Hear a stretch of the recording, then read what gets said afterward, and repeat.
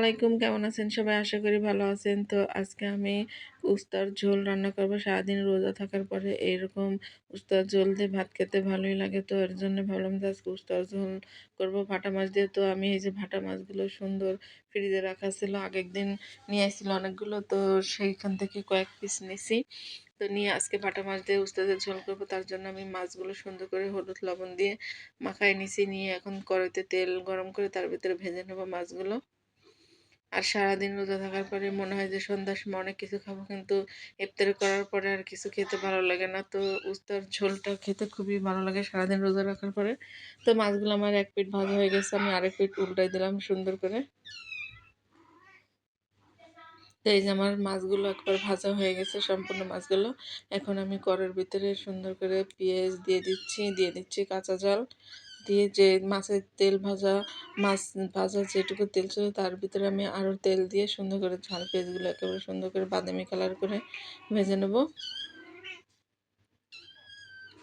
তো এই যে যখনই ঝাল পেঁয়াজগুলো বাদামি কালার হয়ে আসছে তখন আমি আর ভিতরে জিরা বাটা, রসুন বাটা, আদা বাটা, ধনের গুঁড়া, লবণ, হলুদ গুঁড়া সমস্ত মশলা দিয়ে এখন আমি মশলাকে নাড়াচাড়া দিচ্ছি। আর মশলাটাকে আমি সুন্দর করে একেবারে ভাজা ভাজা করব।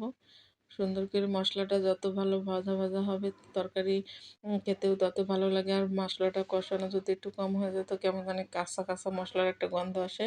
তো এই যে আমার মশলাগুলো দেখতে পাচ্ছেন একেবারে তেলে সুন্দর করে ফুটে গেছে, ভাজা ভাজা হয়ে গেছে। তো তার ভিতরে এখন আমি কুটে রাখা উস্তা আর আলু দিয়ে দিলাম। দিয়ে এখন আমি করব কি, সুন্দর করে নাড়াচাড়া দেবো মশলার সঙ্গে। আর এই উস্তাটা একেবারে ঢাকনা দিয়ে ঢাকা যাবে না, আমি একেবারে ঢাকবো না। তো এই যে উস্তাটা আমি সুন্দর করে একেবারে আস্তে আস্তে লো জালে কষায় নিচ্ছি, আর পানিও দিইনি, মশলার সাথেই আমি কষায় নিচ্ছি।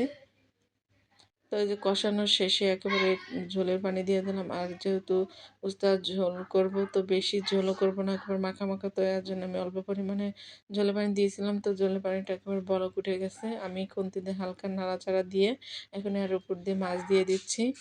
আর এইভাবে সে উস্তার ঝোল সারাদিন রোজা থাকার পরে গরম ভাত দিয়ে খেতে খুবই মজা লাগে।